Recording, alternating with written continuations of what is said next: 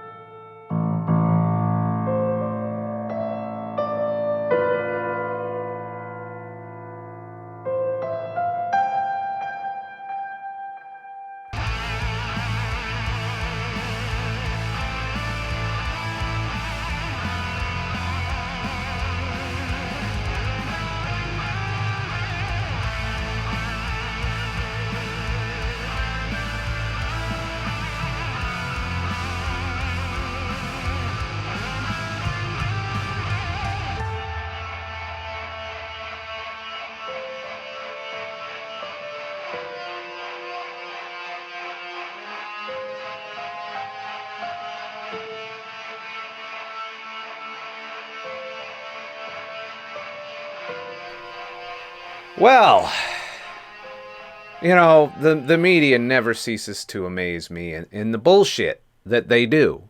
I mean, this article came across one of my news feeds. I think it was on Facebook. I don't remember where I saw it, but I just re-looked it up. Because it pissed me off. It's more of an example of how mainstream media tends to fill us full of fucking bullshit. And anyways, this is what's going on. In California, where cancer warnings abound, coffee is next in line. This is from an article in the Wall Street Journal. The links to all of these articles will be in the description, of course, as usual. But basically, there's a chemical that is supposedly in a byproduct of roasting coffee called acrylamide that is considered to be carcinogenic. And of course, since it's in coffee and, California's on this kick, I guess they passed some law where they got to label shit, or they're trying to pass a law where they got to label shit as may cause cancer. But I'm noticing something missing from this that could be linked to cancer. I don't see any fucking sugar in here. And in fact, I would argue that most coffee in the United States is consumed with shit tons of sugar. Yet, I'm not seeing it in this article at all. It's all about this chemical.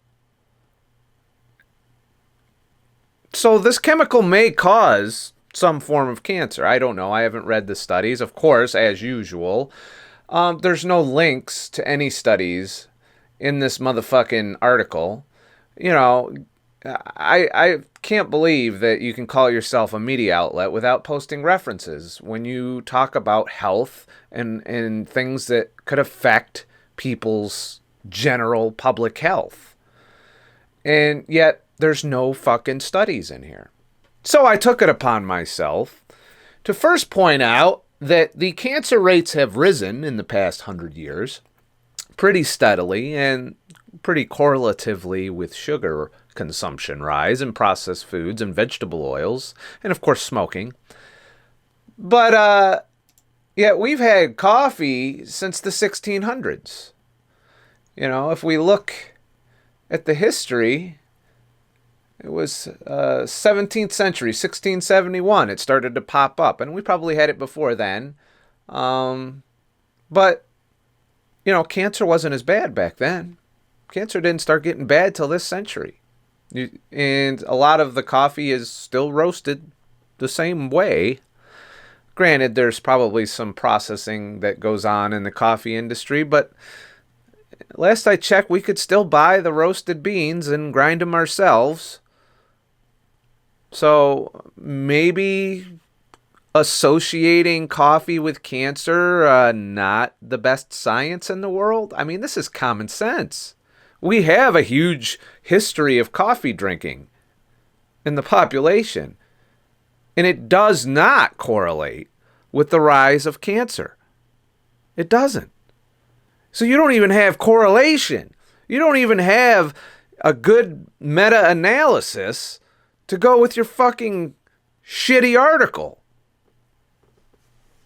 So I did a little more digging, coffee and cancer. And it took me all of 10 minutes of Googling to find a couple of, at least one scientific article and a fucking study that studied coffee and cancer. So the bottom line, not only does it not cause most cancers, it either doesn't move the needle, or it has an inverse correlation, as in it reduces your risk of cancer for many cancers. This article coming from the Cancer Research Center in UK. Anybody has an interest in cancer, I would think it's them. But, there's evidence that supposedly drinking hot beverages causes cancer too. I mean, that's kind of would be disputed by human history at this point. It's more fear-mongering. And I'm not sure what the agenda is of whoever was behind this push, but it has jumped to multiple mainstream news outlets, and it's fucking ridiculous. But it isn't targeting the right villains when it comes to cancer. Cancer metabolizes sugar. There's all kinds of things that cause cancer. Don't get me wrong. There's all kinds of carcinogens. There's all kinds of ways that cancer begins in the body. But ultimately, it doesn't grow unless you feed it properly. And if you eat lots of refined carbs and sugar, and you are in a constant state of inflammation from eating processed foods, you're giving cancer cells exactly what they need to grow. And I argue that if you didn't do that, you would reduce your risk of cancer significantly. Of course, there's no studies that show this yet, but they're working on it.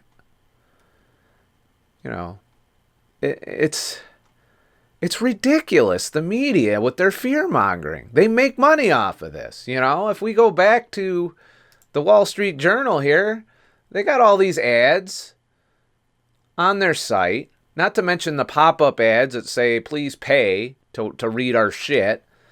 So they're making good money off of this. I don't know how they find the people that write these kinds of hit pieces on articles. Now, granted, this is basically reporting what California is doing, but it's doing so in a way that would make you think that it causes cancer or may cause cancer or increases your risk of cancer. And it's leaving out, if you're going to start doing this to all these products based on the small minor increase in risk, I guess, that could come from that fucking chemical, then you might want to throw sugar in that realm and put that fucking warning on every processed food that contains shit tons of added sugar.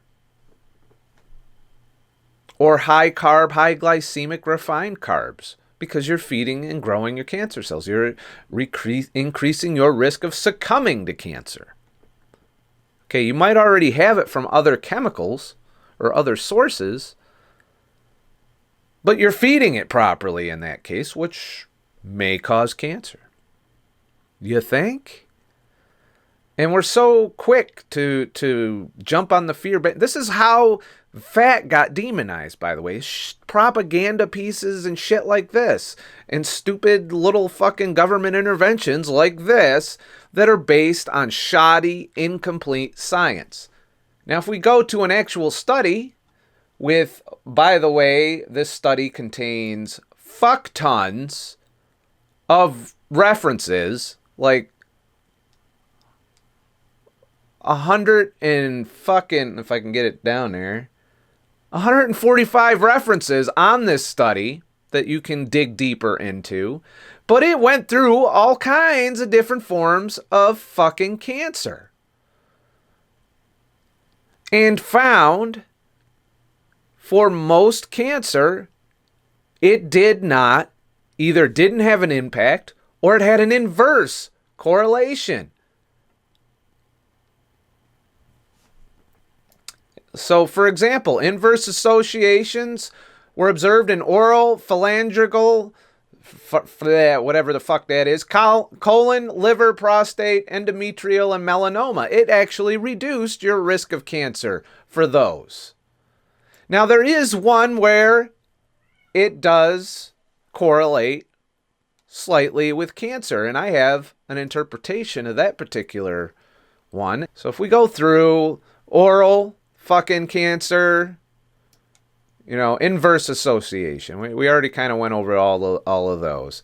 But for most of these, there's either no significant risk, for example, colorectal cancer, or there's an inverse association. So not only does it reduce your risk of many forms of cancer, it has no effect on other forms of cancer. Now, there is one thing that came to my attention in this study, if I can find it.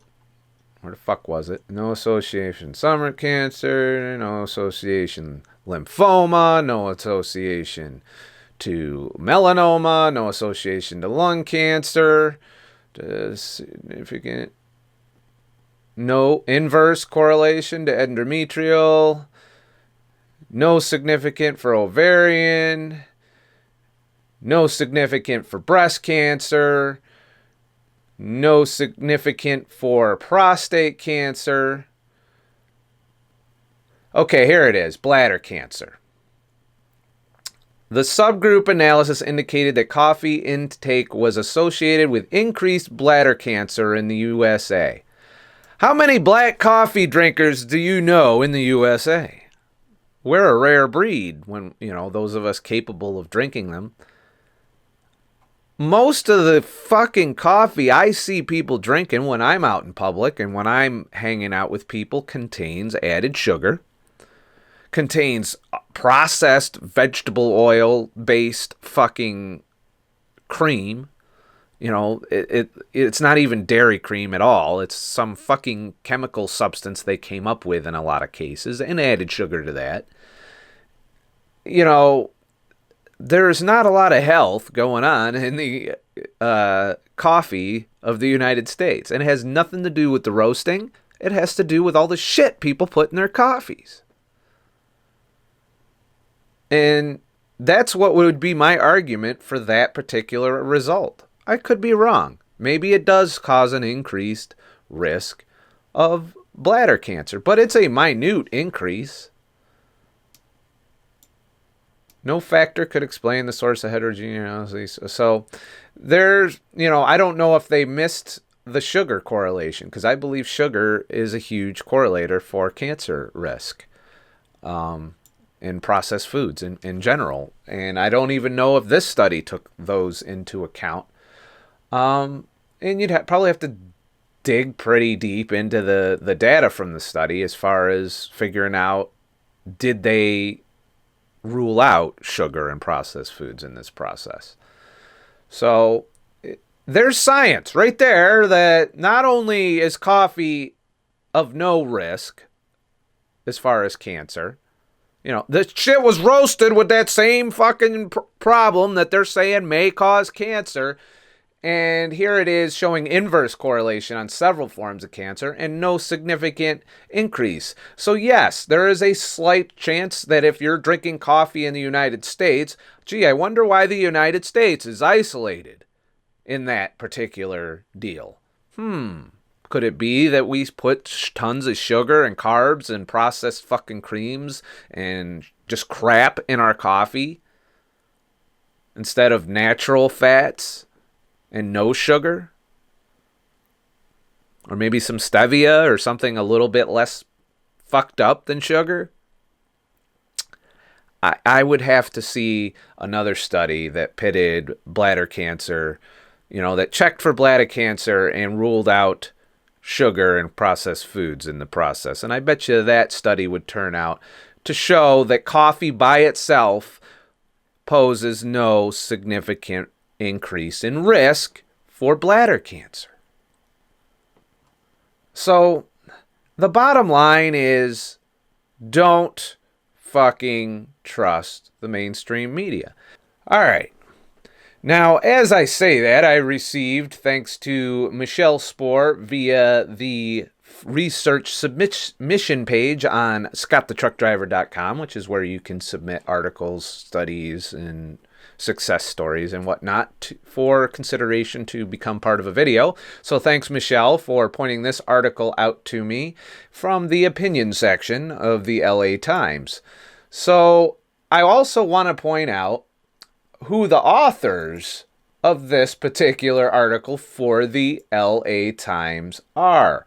Now, a flaw that one could say about this article, which is an opinion piece, are Gary Taubes and Nina Teicholz, who I'm huge fans of the work that they've done in the journalism side and the science writing side of, bringing to light the health concerns with sugar, with vegetable oil, and so on and so forth.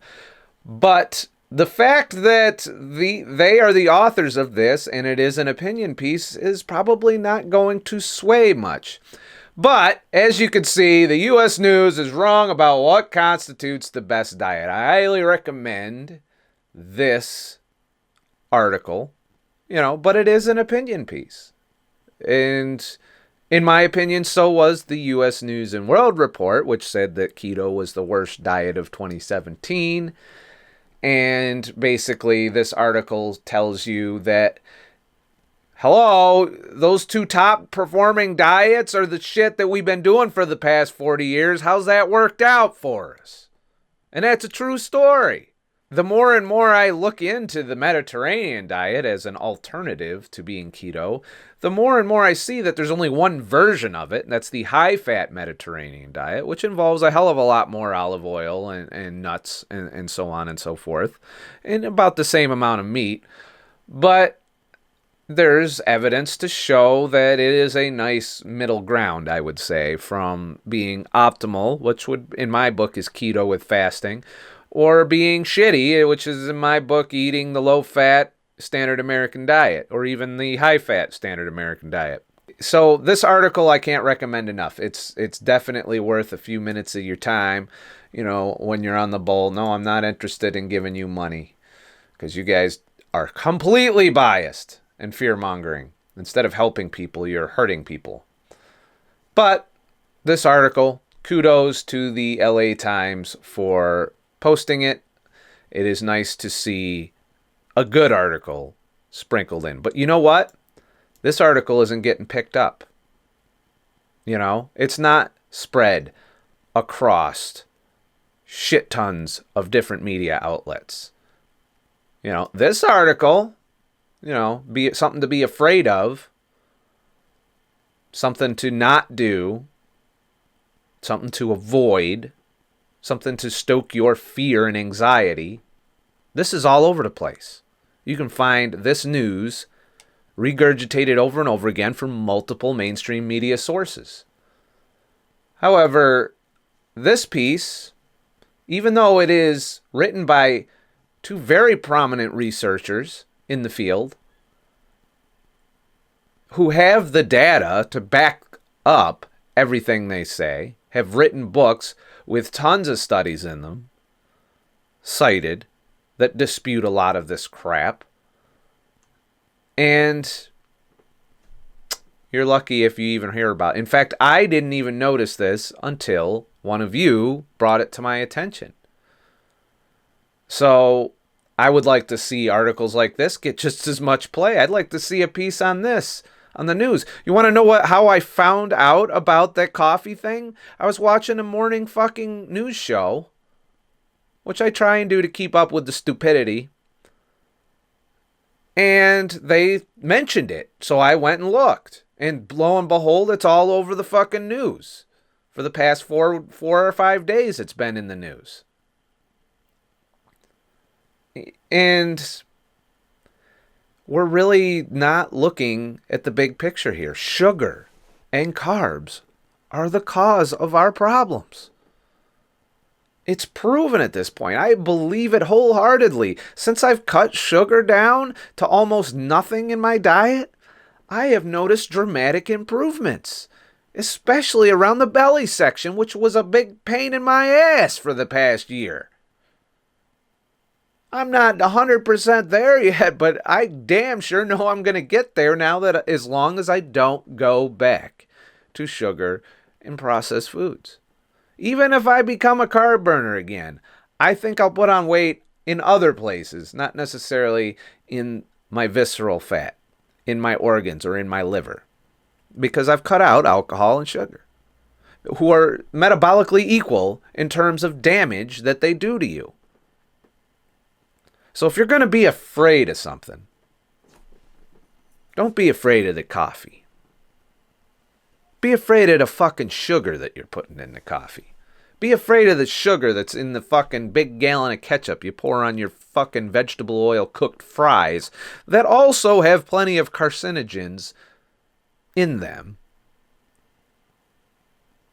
And the fuel necessary to help grow the cancer. Because cancer is a carb metabolizing motherfucker. Glucose is the preferred food of cancer to grow. And if you have shit tons of it and your blood sugar's up and you're having poor glycemic control, which there's a 70% pre-diabetic rate or something like that right now, I would say that, yeah, we're feeding our cancer and we're helping it grow. I've always believed that we all have some form of cancer cells in our body. And it's how our lifestyle plays out that determines whether we provide the conditions for that cancer to grow and kill us. I'm choosing a lifestyle that will make it difficult for that to happen. Maybe not impossible, because we all maintain glucose levels. But I want it to not be an issue for me. I've seen way too many people go to cancer. I've seen hundreds of thousands of dollars go because of cancer. Just so people can have a shitty quality of life in their last 10 to 20 years of their life. And that's not even covering the diabetes, heart disease, and obesity that also is killing people. So if we want to really, really talk about our health and well-being in the mainstream media, we should be talking about those issues, because the data is overwhelming when it comes to the effects of sugar on our health. And there are more and more documentaries and pieces coming out, but overall, we haven't accepted it yet, and it's not being pushed through the media. Only if you research yourself do you find this shit. But what the fuck do I know? 'Cause I'm not a fucking expert. I'm just a fucking asshole. And I'm an asshole who's doing a 10-day fast right now. I'm on day 2, starting with 4 days of fat fasting, which is where I eat 600 to 800 calories of fat with no more than 50 calories from protein or carbs in a 3 to 4 hour period, mostly consisting of heavy cream in my coffee. I've experienced no hunger. I think I'm at like 40 hours or so right now. And, you know, I'm working my way through the fast. So if you want to follow my 10-day fast and see how I'm doing and see the weight loss and the things I'm thinking about or encountering or how I feel, you can do so at the link in the description to my blog, scottthetruckdriver.com, and take a look at my blog. Here's a sample page. And if you go to the blog, you'll see the short article parts. You just click over here to read more, and it brings up my blog posts, so to speak. I also post my videos and all kinds of shit here. So it's a good spot to keep up with everything I'm up to. Also on the channel, you have updates on live streams. We've got research submissions. If you wanted to submit something to the channel that you want me to try and make a video on at some point, hopefully. I can't get to everything, but it does help. And I do look at all of the submissions that come in. Whether or not it makes it into a video depends greatly on the value of the information, if I've already covered it or not, or so on and so forth. And time, of course, because, if I were to just answer questions, that would be all my videos were, is just answering those questions all the time. And I do want to start doing more of those kinds of targeted videos. So wish me luck on my fast. I will continue to make videos for you guys. I'll be working on the St. Lucia video. I've been putting it off for a while, and I need to finish it because it's bothering me that it's not done, because I have all of that footage just sitting there waiting to be edited. So I'm working on that, and I will probably still try and sprinkle in another normal content video this week, because there are some things that are triggering me a little bit that I feel I'll need to sit down and talk about at some point. But remember, oh wait, I already did that and shit. So if you like my shit and you want me to make more shit, please click that like button. Also click that fucking subscribe button and shit. And then if you're really hardcore, click that little bell and it'll let you know whenever I post shit. Or whenever I go live, or whenever I'm taking a dump. I don't know. The internet knows everything I do now. And then head over to my Facebook page and like that, because I do post there quite often as well. And of course, every day, Monday through Friday, scottthetruckdriver.com, I write my blog. So if you want to keep up with everything I'm doing, that's the best place to go as well. In fact, most of what I post on Facebook starts out on my website first. So there's that. Or you can just stay tuned, be a normal subscriber on YouTube, and help the channel grow in that way. Share the shit with people you think it would benefit, or will at least get them started into looking into these things on their own. That's ultimately the goal. I don't want to be the end point. I want to be the start point. This fucking crazy motherfucker that swears all the time is doing this successfully. Maybe I should do a little research and figure it out. That's the goal of my channel. I don't want to be the reason.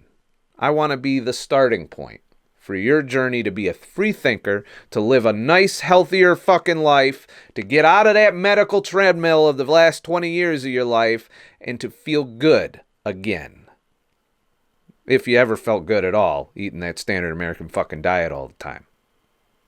And to do so through keto, fasting, minimalist lifestyle, getting out of the corporate shackles of the world as well, and getting out and experiencing life instead of being a slave to a 9-to-5 and living this horrible existence solely to support the wealth of others while giving away your life energy in the process.